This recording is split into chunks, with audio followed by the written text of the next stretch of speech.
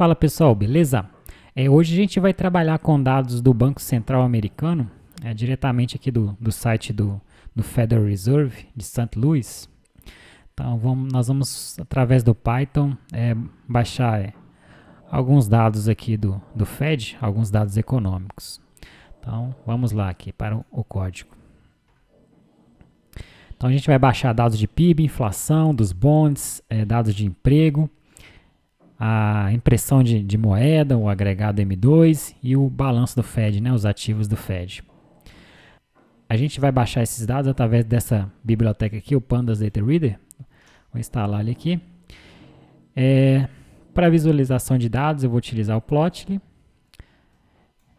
E eu vou utilizar também para fazer uma análise o SciPy. Vou importar aqui o Z-Score para a gente fazer uma análise de desvios padrões, né? O Score Z.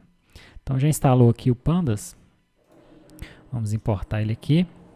Eu vou definir uma database aqui de 2000. Então todos os dados aqui vão começar 1º de janeiro de 2000. Eu vou definir uma data de fim, né? Que seria a data mais atual aí. Então vamos lá, então, baixar dados do PIB. Para a gente baixar o PIB aqui, eu importei aqui ele como web, né? O Pandas Data Reader. Então a gente vai utilizar o método aqui Data Reader. Vai passar o código aqui. Vou mostrar aqui, por exemplo. Quando você vem aqui no site, aí ele dá o código aqui, tá vendo? Esse aqui, o Money Stock, é o M2. Então, você procura a série que você quer aqui, ó. E ela tem o código aqui, ó. Então você usa esse código aqui lá no Pandas Data Reader, né? Você passa aqui como primeiro parâmetro aqui. E a fonte de dados é o FRED, né? Que é o Federal Reserve. Então vamos rodar aqui, a gente vai baixar o GDP, que é o PIB. A gente vai ver aqui os dados do PIB desde 2000. E eu vou traçar aqui com Plotly uma linha, um gráfico de linha, né? Passando ali o PIB. O X vai ser a data, né? O índice. E o Y ali é o PIB. Então, a gente vai ter aí o produto interno bruto dos Estados Unidos ao longo do tempo, desde 2000, certo? Inflação, eu vou utilizar o CPI, o código que é o CPI. Então, vou baixar ele aqui. Então, a gente já tem acesso aí aos dados de inflação. E como gráfico aqui, eu vou utilizar um gráfico de barras. E no data frame aqui, né, nos dados, eu vou utilizar a função %change, multiplicar aqui por 100, só para ficar mais fácil, para a gente ter os dados da inflação percentualmente. E aqui eu só mudo o nome aqui que vai aparecer no gráfico, né, com os labels. Então, vou rodar aqui.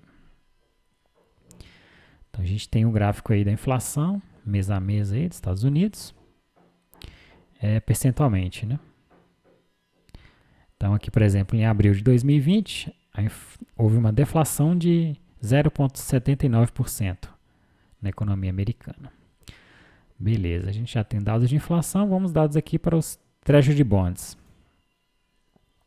Baixar aqui primeiro de 3 anos, que é o DSG 3MO. De 3 meses, aliás, desculpa. Então, o bond de 3 meses. Vamos plotar aqui o gráfico dele.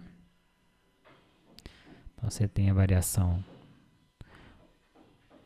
do gráfico de 3 meses. A gente pode plotar também o de 10 anos, que é o DSG10.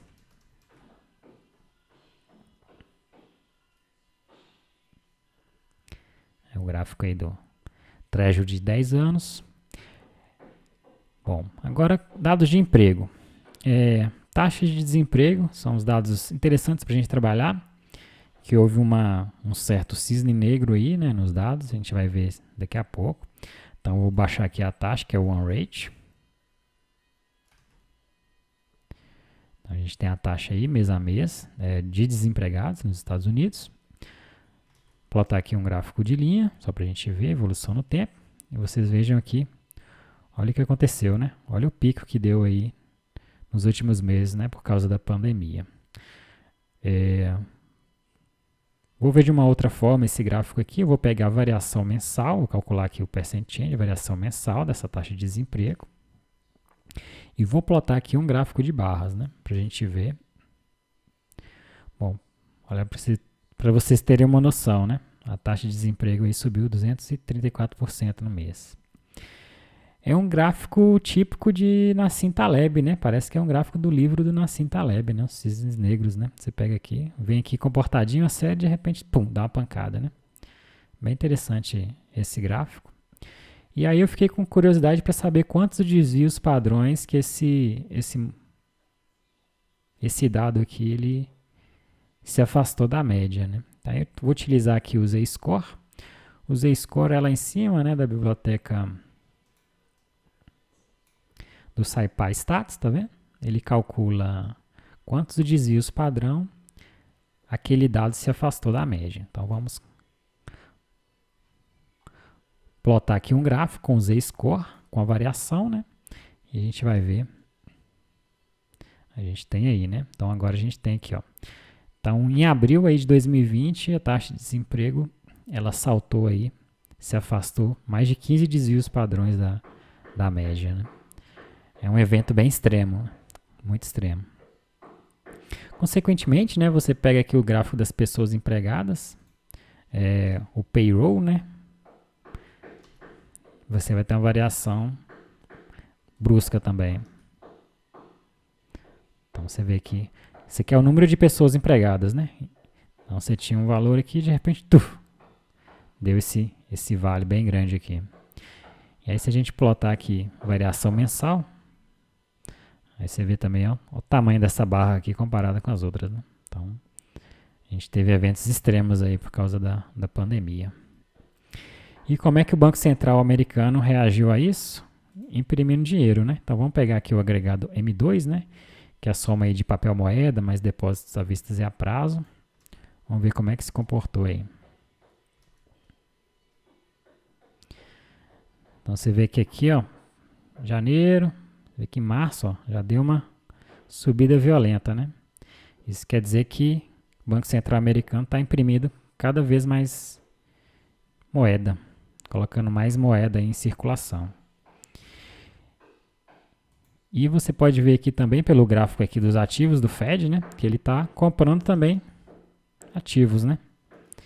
Se a gente pegar aqui a curva, você vê que desde fevereiro aí, ó, como é que aumentou? Isso aqui são os ativos do Fed, né? Em bilhões, trilhões, aliás. Você vê como é que aumentou aí nos últimos meses, né? Então o Fed está comprando tudo. Bom, pessoal, era isso que eu queria mostrar. Então, muito obrigado por acompanhar o vídeo até aqui e a gente se vê no próximo vídeo. Falou!